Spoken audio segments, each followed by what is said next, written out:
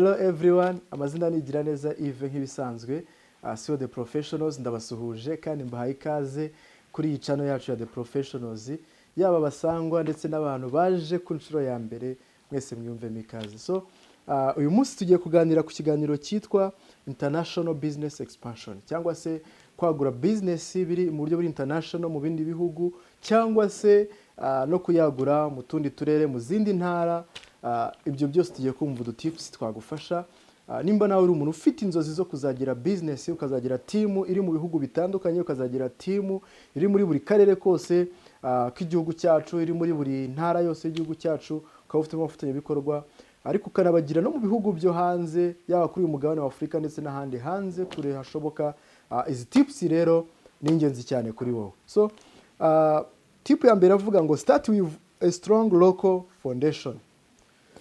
Nimba ushaka kwagura business ku rwego mpuzamahanga, ku rwego ruri international, icyambere, tip ya mbere, inama ya mbere nakugira, banza wubake strong local foundation. Fondation ya business yawe igomba kuba iri hahandi uri.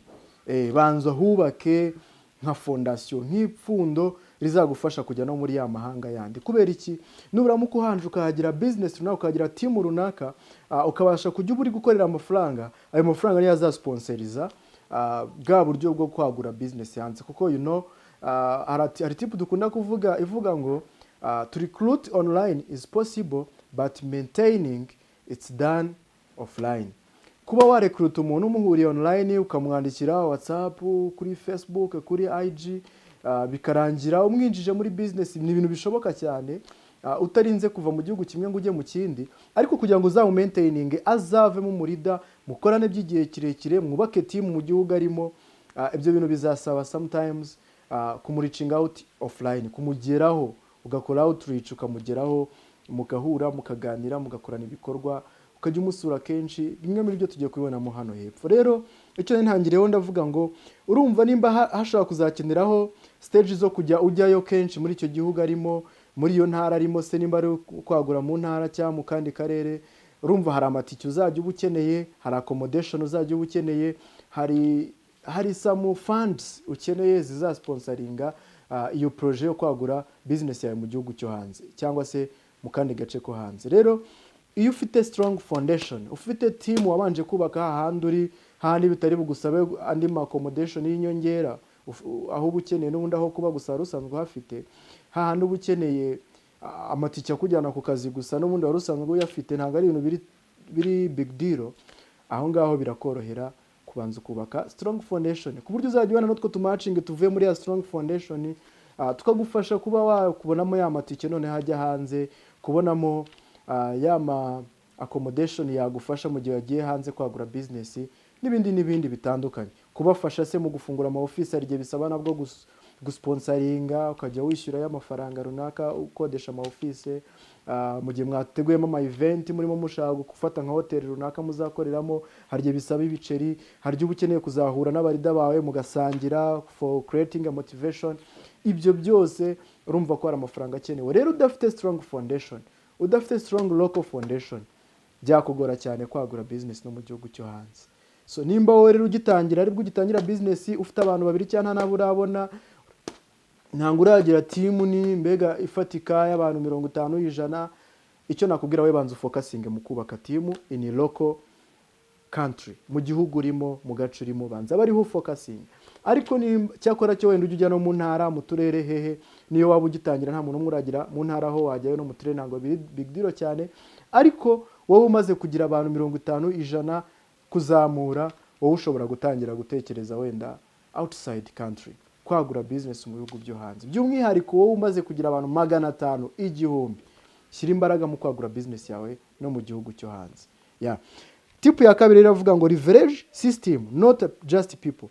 Gerageza ukoreshe online tools, trainings and presentation mu buryo bushobora kwaccessingwa n'abandi bantu mu bindi bihugu. Ko nimba uri umuntu uri gutekereza kwagura business hanze kandi wenda ugikorera training kuri training center gusa ukumva birarangiye, ntago nakwizeza ko uzagura business hanze winjiza umuntu, ariko ntutagetinge ko washyiraho uburyo bwo gushyiraho ama training nawe ashobora kwaccessinga, wenda ari muri Amerika, wenda ari Burayi, wenda ari muri Zambia, wenda ari mu Burundi. ariko nushyiraho nk'uburyo bw'amatraining ya online like kuri group ya WhatsApp, like kuri Google Meet, like kuri Zoom, like kuri Facebook Live, like kuri YouTube nk'uko nguko, biroroshye cyane ko abantu bari mu bindi bihugu ushaka kwaguriramo business, nimba harimo umuntu wamaze kujoininga business, nawe uzajya umuha link abashe gufollowinga izo trainings, abashe gutumira akurikirana n'ama presentation atandukanye waba wateguriye kuri izo platform. Rero leverage system, not just people. Then cya gatatu kiravuga ngo culture awareness and adaptability. Nimba uri gushaka kwagura business mu bindi bihugu, ukeneye kubaha, kumenya no kubaha first of all umuco w'ahantu w'ikintu w'igihugu ushaka kwaguramo, ukawurespectinga, ukanawubaha, ukamenya indimi z'ahantu ugiye kwagura business. Iyo bibaye byiza by'akarusho ubuze urwo rurimi. Urugero, nimba ndi gutagetinga kwagura business muri DRC, it's better ko naba nzi Igiswahili cyangwa nzi Igifaransa, kuko ni zimwe mu ndimi zihakoreshwa cyane, icyo gihe bizanyorohera cyane. Nimba ndi gutagetinga kwagura business se mu Burundi, it's better ho biroroshye cyane kuko Ikirundi n'Ikinyarwanda bijya gusa, niyo waba utazi France nk'urundi rurimi bakoresha n'Igiswahili. Ariko tuvuge nk'urugero, nimba uri gutagatinga kwagura business wenda mu Bugande, it's better ko ubuzi nibura, nimba utazi Ikigande at least ubuzi Ikizungu cyangwa se icyo bita Icyongereza. Ibyo bintu rero urumva birafasha. Noneho n'umuco waho rero ukawumenya, ku buryo nk'igihe wazaba wafashe wenda rutemikirere wagiyeyo, utazasanga urimo uragenda violating some cultures zabo, imico yaho. Ugomba kuba uzi n'umuco w'ahantu ugiye kugira ngo naho mu kubirespectinga bizagufasha. Tipu ya kane iravuga ngo identify readers, not just customers. Aha ngaha tuba dushatse kuvuga ngo mu gihe urimo urashaka umuntu mwubakana business mu gihugu cyo hanze, look for serious leaders who can carry the vision in their country. Mu gihe urimo urashaka kwagura business mu gihugu runaka, tekereza kuri wa muntu uri serious, ubonamo ku ishusho y'uko ashobora kwagura nawe agatwara vision nk'iyo ufite, nawe akagenda akagura team, akubaka team nini mu gihugu arimo. Uwo muntu iyo umufite biroroshye cyane kuhagira team nini. Ariko n'ugenda looking for the customers, arabaza bakagura product turabizi, ariko badafite courage, badafite courage yo kwagura, yo kuba bakubaka team bakayagura, bakaba barida, bakayobora team yawe muri icyo gihugu cyaho. So ariko ushobora gukubitana n'umuntu w'umurida kabisa, ukaba ari we uhereza iyi vision nawe akayikaringa, akagenda kubaka business nini muri icyo gihugu, ukajya umusupportinga either online cyangwa se na offline, ukajya umusura mukorera visite, ariko niba uruzi ko nawe ari umuntu uri umurida. So identify leaders, not just customers. Nimba uri gushaka kwagura business, kubaka y'amatimu, genda uri kureba abantu bashobora kuba barida, apana bamwe baje kugura gusanga baragura. Niyo yagura ibikonte 20 bingaye cyangwa 31 bya megavaze, ariko atari wa muntu uri kubonamo burida, uwo muntu ntacyo byaba bimaze mu rugendo rwawe rwo kwagura business. Yego nabyo ni byiza, ntiwabura kumusponsoringa, ariko siwe muntu wari ukeneye cyane. So identify leaders, not just customers. Then icya gatanu kiravuga ngo technology is your bridge. Ikiraro cyawe ni technology, kizajya kigufasha kuyicinga out kuri ayo mahanga n'ibindi. Urugero, nukoresha social media like Zoom, ugakoresha Google Meet, ugakoresha ama Facebook platforms, wenda like ama live ku ma page cyangwa ku ma group bibaho, ugakoresha se uburyo bwari bwo bwose wakoresha ukonektana n'abantu bawe bari abroad, bizakorohera. Rero hano barakubwira ngo technology is your bridge. Rero gerageza mastering technology, mastering digital tools, ibintu biri digital ushobora gukoresha kugira ngo reaching out your team. Nubwo twavuze ko hari aho turibone ko binasaba kujya ubageraho kenshi, ariko izindi nshuro utabashije kugerayo, urumva ko technology niyo kubera bridge, kuko baravuga ngo isi yabaye umudugudu kubera ikoranabuhanga. Rero iyo uzi kubyaza umusaruro ikoranabuhanga, uvugisha umuntu uri imahanga nkaho muri kumwe hano hafi yawe. So then tipu ya gatandatu iravuga ngo stay compliant and professional. Gerageza ukomeze ube professional no mu gihugu. Mbe wenda tuvuge wakoze visit waje muri cya gihugu, komeza ube professional, komeza wubahe ahantu ugeze. Nimba ari igihugu wenda tuvuge runaka, company muri icyo gihugu hari guideline igiye ifite, hari amabwiriza n'amagenderwaho igira, hari ibyo yemerewe gukora n'umurongo itagomba kurenga wenda muri icyo gihugu. Rero we nugenda wenda ugasanga bamaze kugera mu kindi gihugu, urimo violatinga amabwiriza tutakabaye turenga muri icyo gihugu, bazagufunga. N'andi wisanga ngo bari bagiye kwagura business mu kindi gihugu runaka, ari ugasanga bafungiweyo, ugasanga bla bla bla, habaye ibintu byinshi bitandukanye uta expectingaga. So rero nibyo hano bari kutubwira ngo stay compliant and professional, know and respect your company's legal guideline in each country, muri buri gihugu. Yes, then tip ya karindwi iravuga ngo duplication over distance. Gerageza noneho ukora ikintu cyitwa duplication. Teach simple and applicable step that anyone can follow. Gerageza nimba ugeze mu gihugu runaka wigisha ibintu byoroshye. Nujya kwigisha ibintu biri complicated biragoye ko abantu bazabiduplicatinga ngo nibura mu gihe uzaba udahari wasubiye mu gihugu cyawe babe bakomeje kubikora. Rero nimba ugiye mu gihugu runaka uri gushaka kwaguramo business, gerageza ibintu uri buze kwigisha wowe kujya muri panique ngo ugiye kwigisha ibintu bikomakomeye. Igisha ibintu biri simple, byoroshye, biri duplicable, buri wese yashobora gukora akabiduplicatinga byoroshye byihuse. Hanyuma icyo gihe uzaba urimo neza, kuko n'igihe uzaba udahari wasubiye mu gihugu cyawe bazakomeza bakoresha ya system yabigishije, duplication ikomeze, timu yaguke. Then ikindi hano bari kutubwira ngo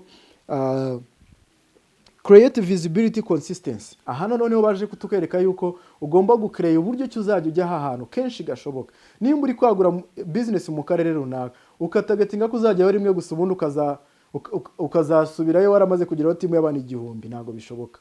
Nimba uri gutagatinga kwagura business mu ntara runaka mu gihugu runaka ukumva ko uzajya y'inshuro imwe gusa ubundi ukexpectinga yuko uzasubirayo business yarabaye 1000 n'ibihumbi, ntago bishoboka.